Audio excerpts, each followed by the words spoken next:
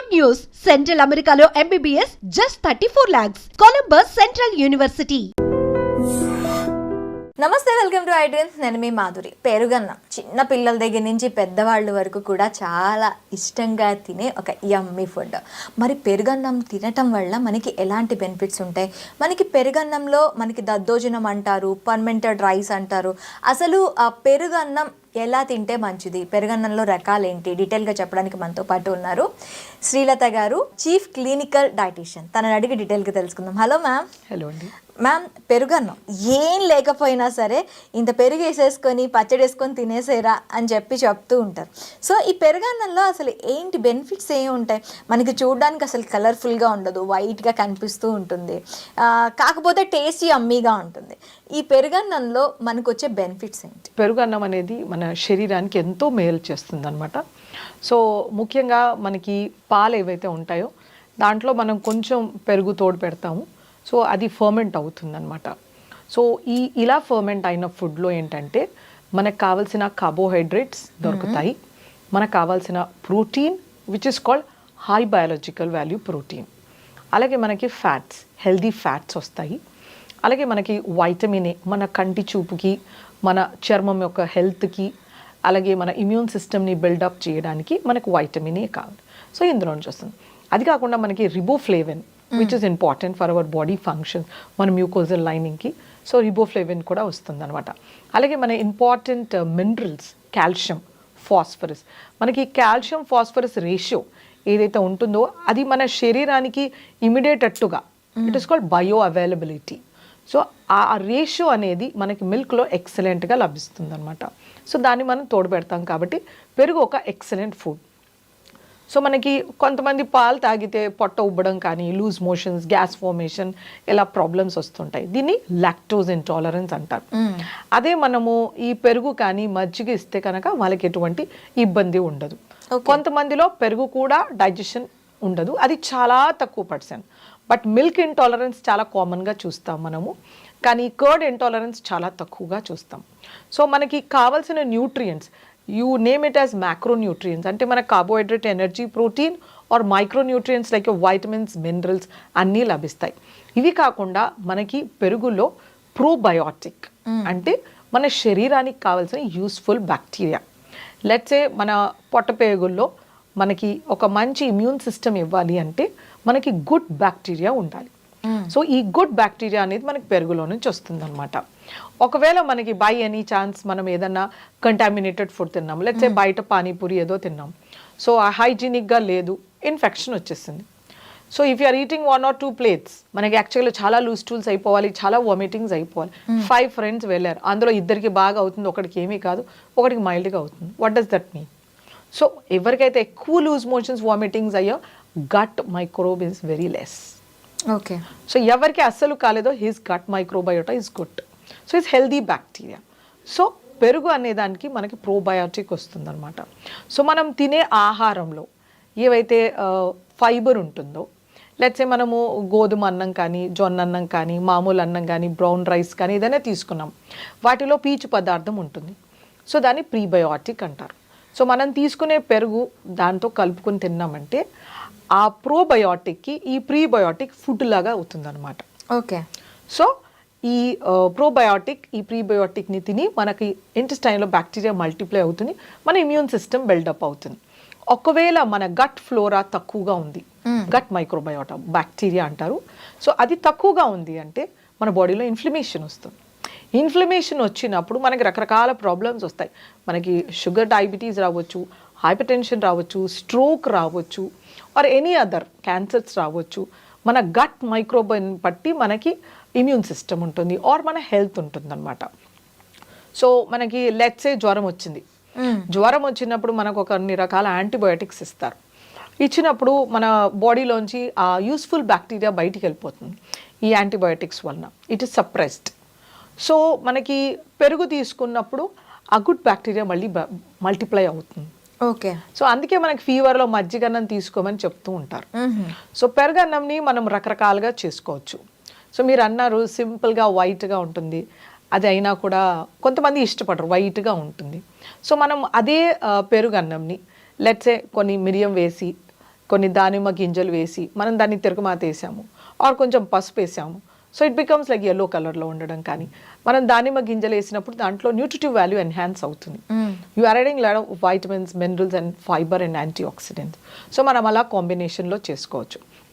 లేకపోతే మనం దాన్ని అల్లం ఫ్లేవర్లో కానీ, పచ్చిమిర్చి క్రష్ చేసిన ఫ్లేవర్లో కానీ, మామిడికాయ సీజన్లో మామిడి తురుము వేసి చేసుకోవడం కానీ, మనం రకరకాల ఫ్లేవరింగ్ ఏజెంట్స్తో చేసుకోవచ్చు.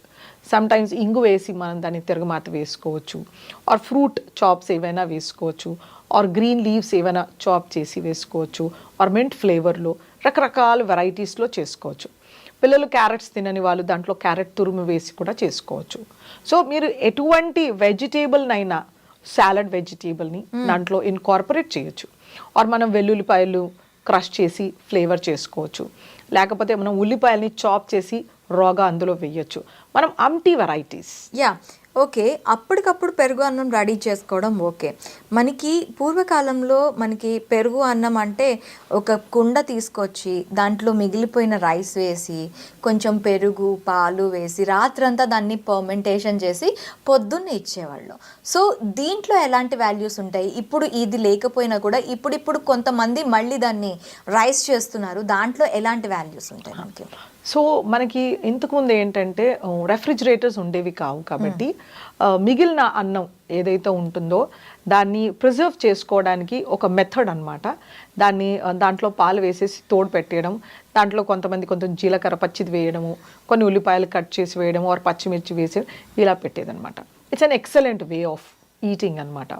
సో కొంతమందిలో ఏంటంటే పొద్దున్నే పొలానికి వెళ్ళిపోయి వాటర్లు నీళ్ళు పెడుతూ ఉండాలి, అవన్నీ రకరకాల ప్రాబ్లమ్స్ ఉంటాయి వాళ్ళకి. ట్రాన్స్పోర్ట్ అనేది చాలా డిఫికల్ట్. పొద్దున్నే 4 వెళ్ళిపోవాలి పొలానికి. సో వాళ్ళు ఆ పొద్దున అప్పుడు ఎలక్ట్రిసిటీ ఉండేది కాదు, కరెంట్స్ ఏమి లేవు, కుకింగ్ అనేది చాలా కష్టం. సో పొద్దున వర్షం పడిందా బయట కట్టెలు పొయ్యి పెడుతూ ఉంటారు, ఆర్ బొగ్గులు పొయ్యి పెడుతూ ఉంటారు. సో వాళ్ళకి మనలాగా ఎప్పుడంటే అప్పుడు వండుకోవడానికి ఉండదు. సో రాత్రే కాస్త అన్నం ఎక్కువ పెట్టేసుకుని దాన్ని తోడు పెట్టేసుకుని వాళ్ళు డబ్బాల్లోనో సంచుల్లోనో వేసుకొని తీసుకెళ్ళి వాళ్ళు 11 అలా తీసుకునేవాళ్ళు అనమాట. It's something like a branch. So అలా ఒక రీజన్ ఏంటంటే లెఫ్ట్ ఓవర్ ఫుడ్ అయినా ప్రిజర్వ్ చేసుకోవచ్చు, ఆర్ ఫీజిబిలిటీ లేనప్పుడు దాన్ని స్టేపుల్ ఫుడ్గా మార్నింగ్ బ్రేక్ఫాస్ట్గా తీసుకున్నారనమాట. ఏ కారణంగా అయినా వాళ్ళు చాలా తెలివిగా వాటిని వాడుకున్నారు, చాలా హెల్దీగా ఉన్నారు అవి తిని. సో దీంట్లో ఉన్న సైంటిఫిక్ రీజన్ ఏంటంటే మనం యూజువల్గా అన్నం తింటున్నాం అనుకోండి, వేడిగా తిన్నాం, సో అది త్వరగా శరీరానికి ఇముడుతుంది. ఆ గ్లూకోజ్ అనేది త్వరగా బ్రేక్ అయిపోయి శరీరానికి అబ్జార్బ్ అవుతుంది అనమాట, కార్బోహైడ్రేట్. సో మనలాంటి వాళ్ళు సెడెంటరీ లైఫ్ స్టైల్, తక్కువ పని చేస్తాం మనము ఫిజికల్గా, అండ్ బ్రెయిన్ థింకింగ్ ఎక్కువగా ఉంటుంది. బట్ పూర్వకాలంలో ఏంటంటే వాకింగ్ ఎక్కువ, కష్టపడేది ఎక్కువ, సో వాళ్ళ బాడీలీ వర్క్స్ ఎక్కువగా ఉండేది. సో వాళ్ళు ఏ తిన్నా అరిగిపోయేది, ఖర్చు చాలా చేసేవాళ్ళు. మనకి పాజిటివ్ బ్యాలెన్స్ ఎక్కువగా ఉంటుంది. సో మనలో డయాబెటీస్ త్వరగా వస్తుంది ఈ కాలంలో. ఫ్యాటీ లివర్ రావడం, డయాబెటీస్ ద వెరీ కామన్. చిన్నపిల్లల దగ్గర నుంచి youngsters, middle age, old age అందరికీ డయాబెటీస్ అని వెరీ కామన్ అనమాట. And India is capital for diabetes. So మనకేంటంటే ఈ సద్దన్నంలో రెసిస్టెంట్ స్టార్చ్ ఉంటుంది. రెసిస్టెంట్ స్టార్చ్ అనేది త్వరగా డైజెస్ట్ అవ్వదు. It takes lot of time. And ఆ బాండ్స్ బ్రేక్ అయ్యి శరీరంలోకి ఇమడడానికి చాలా టైం పడుతుంది.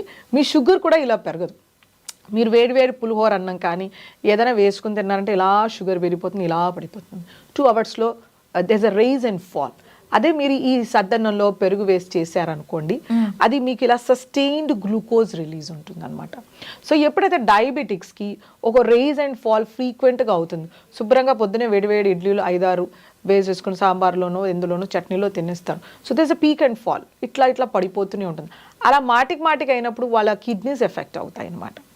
సో బట్ అలాగే వీళ్ళు సద్దన్నం తీసుకున్నారనుకోండి, ఇందులో ఉండే రెసిస్టెంట్ స్టార్చ్, ఇందులో ఉండే ప్రోబయోటిక్ బ్యాక్టీరియా. ఈ ప్రోబయోటిక్ బ్యాక్టీరియా చాలా ఉందంటే మీ షుగర్స్ బాగా కంట్రోల్లో ఉంటాయి. ఈ ప్రోబయోటిక్ బ్యాక్టీరియా ఉంది అంటే మీకు డయాబెటీస్ అనేది చాలా కంట్రోల్లో వస్తుంది, మీ వెయిట్ అనేది చాలా కంట్రోల్లో వస్తుంది, and it is slow to digestion. Constipation problem కూడా ఉండదు అనమాట. So there are lot many benefits అలా సద్దన్నం తీసుకుంటే గనక, పెరుగు తోడు పెట్టిన దాంతో తీసుకుంటే. ఇంకా దీనివల్ల ఉండే లాభాలు ఏముంటాయి ఇంకా మనకి? సో మనకి ఏంటంటే ఇది కుకింగ్ టైం సేవ్ చేస్తుంది. First of all you don't need any preparation. తర్వాత ఫుడ్ వేస్టేజ్ అంటూ ఉండదు. అండ్ న్యూట్రిషన్ ఆస్పెక్ట్స్గా చూస్తే కనుక మనకు కావాల్సిన కార్బోహైడ్రేట్స్, ప్రోటీన్స్, హెల్దీ ఫ్యాట్స్. మనకు ఫ్యాట్స్ అంటే చాలా రకాల ఫ్యాట్స్ ఉంటాయి, సో హెల్దీ ఫ్యాట్స్ వస్తాయి అనమాట.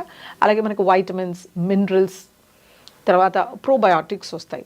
సో మన బాడీలో ఇన్ఫ్లమేషన్ని తగ్గిస్తుంది, మన ఓవరాల్ గట్ మైక్రోబ్యాక్టీరియాని ఇంప్రూవ్ చేస్తుంది, మన ఇమ్యూన్ సిస్టమ్ని బిల్డప్ చేస్తుంది అనమాట.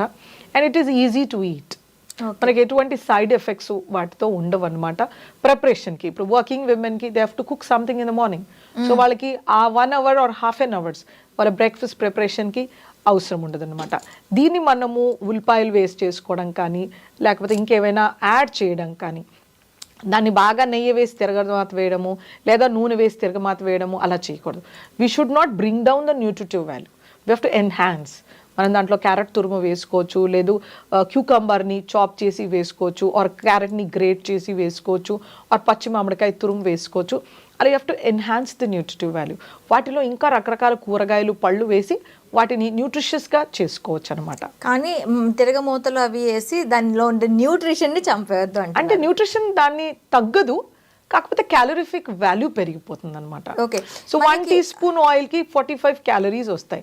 So 1 teaspoon oil ladies use చేయరు. శుభ్రంగా దాంట్లో సీజనింగ్ స్కిలెట్లో శుభ్రంగా నూనె వేసి చేస్తారు. So you are enhancing the fat content. Calories అనేవి ఎక్కువ పెరిగిపోతాయి. మనకి రెగ్యులర్గా ఉండే ఒక బౌల్ ఆఫ్ అంటే ఒక 200 grams ఆఫ్ కర్డ్ రైస్లో మనకి న్యూట్రిషన్స్ ఎంతవరకు ఉంటాయి అండ్ కిలో క్యాలరీస్ మనకి ఎంతవరకు దొరుకుతాయి? సో మనము ఇంత అన్నం తీసుకున్నామంటే ఒక 30 grams ఉంటుంది. ఇంత అన్నం. ఈ 30 grams అన్నంలోకి మనం కనీసం ఒక 150 ml కర్డ్ వేయాల్సి వస్తుంది. మనకి కర్డ్ రైస్ అంటే అన్నం ఎక్కువ వేసుకుంటారు, పెరుగు తక్కువ వేసుకుంటారు, కాకపోతే పెరుగు ఎక్కువ వేసుకోవాలి. సో 30 grams రైస్కి మనం ఒక 150 ml కర్డ్, ఒక 50 ml వాటర్ వేస్తాం. వేసి దాన్ని కలుపుతాం కదా. సో మీకు ఆ 30 grams రైస్లో మీకు 100 calories వస్తాయి. 30 grams రైస్లో 100 calories వస్తాయి. వావ్. అండ్ మనకి 2.5 grams ఆఫ్ ప్రోటీన్ వస్తుంది, అండ్ 0.5 grams ఆఫ్ ఫ్యాట్ వస్తుంది, విచ్ ఇస్ నెగ్లిజిబుల్. అలాగే మనకి 100 ml ఆఫ్ కర్డ్ తీసుకుంటే కనుక మనకి కర్డ్లో వెరైటీస్ చాలా ఉంటాయి. సో మనము బఫెలో కర్డ్, గేదె పాలతో చేస్తే 116 calories వస్తాయి. మనము స్టాండర్డ్ మిల్క్తో చేసామంటే మనకి 85 calories వస్తాయి 100 mlకి. 100 ml అంటే చాలా చిన్నగా ఉంటుంది. అదే మనము ఆవు పాలతో చేసామంటే 60 calories వస్తాయి. మనము డబుల్ టోన్డ్ మిల్క్తో చేస్తే కనుక మనకు 45 calories వస్తాయి. మనం skim milk or fat free మిల్క్తో చేస్తే 28 calories వస్తాయి. సో మనం ఎటువంటి పాలు వాడుతున్నాము అనేది చాలా ఇంపార్టెంట్. ప్రోటీన్ మీరు ఎటువంటి పాలు వాడినా కూడా 3.2 grams వస్తుంది. ఫ్యాట్ అనేది మన మిల్క్ని బట్టి, ఇప్పుడు గేదె పాలు ఉన్నాయి, మనకి 6 grams ఫ్యాట్ వచ్చేస్తుంది. అదే మనకి స్టాండర్డ్ మిల్క్ 4.5 grams ఫ్యాట్ వస్తుంది. మనకి కౌస్ మిల్క్ 3.2 ఫ్యాట్ వస్తుంది. Double toned milk 1.5 grams fat. అలాగే స్కిమ్ మిల్క్ 0.9, 0.5 అలా మనకి ఫ్యాట్ వస్తుంది అనమాట. సో మన క్యాలరీఫిక్ వాల్యూ అనేది మన టైప్ ఆఫ్ మిల్క్ని బట్టి ఉంటుంది. సో మనం ఎలాంటి పాలతో చేస్తున్నాం, లెట్స్ సే ఒక 40 BMI ఆర్ 30 BMI ఉన్నారు, వాళ్ళు స్కిమ్ మిల్క్ కర్డ్ వాడుకోవాలి. వెన్న మొత్తం తీసేసిన పాలు అని అర్థం. దాంట్లో ఏమి గ్రీక్ అండ్ లాటిన్ లేదు, వెన్న మొత్తం తీసేసిన పాల ప్యాకెట్ దొరుకుతుంది మనకి. డైట్ మిల్క్, స్కిమ్ మిల్క్ అని అంటారు, ఆర్ స్లిమ్ మిల్క్. సో దాంతో సెట్ చేసుకుంటే మనం పెరగన్నం చేసుకోవచ్చు, వాళ్ళకి ఇబ్బంది ఉండదు. చాలా సన్నగా ఉన్నారు, వాళ్ళకి ఊరికే ఫ్రీక్వెంట్గా ఇన్ఫెక్షన్స్ రావడము, ఆర్ క్యాన్సర్ కానీ, లేకపోతే కిడ్నీ ఫెయిల్యూర్ కానీ, లేకపోతే ఇంకేమైనా ట్యూబర్క్యులోసిస్ అట్లా ప్రాబ్లమ్స్ ఉన్న వాళ్ళు గేదె పాలతో తోడబెట్టాలి. వాళ్ళు ఇంత పెరుగు వేస్తే 116 calories వచ్చేస్తాయి. సో వాళ్ళకి 150 అంటే లెట్స్ అనదర్ 60, సో 170 calories ఆ కప్ కర్డ్లో వచ్చేస్తాయి. ఇక్కడ ఒక 100, ఒక 270 calories శుభ్రంగా వచ్చేస్తాయి. అదే వెయిట్ రిడక్షన్లో ఉన్న వాళ్ళకి దీంట్లో నుంచి ఒక 50 calories అండ్ దాంట్లో నుంచి ఒక 150 calories. సో మనం అలా క్యాలరీ కంటెంట్ని టైటర్ చేసుకోవచ్చు అనమాట మన డిజీజ్ కండిషన్ని బట్టి. సో కర్డ్ అనేది ఏ జబ్బుకైనా కాంట్రా ఇండికేషన్ కాదు. సో మనం ఏ జబ్బులో అయినా ఇవ్వచ్చు, except people who are intolerant, who are allergic. Okay. పెరుగుతో వాళ్ళకి అలర్జీ లేనప్పుడు ఎవరికైనా పెరుగు అనేది ఎలాంటి సిచ్యువేషన్లో ఉన్నా తినొచ్చు. సో అది పెరుగుని మనము జారుగా చేసేసి వాళ్ళకి ఇస్తే ప్రతి ఒక్క క్లినికల్ కండిషన్లో పెరుగు అలౌడ్ ఉంటుంది. ఏ కండిషన్లో అయినా అవాయిడ్ చేయాల్సింది అని లేదు, except in allergic conditions like lactose intolerance. Okay ma'am, thank you very much. Thank you.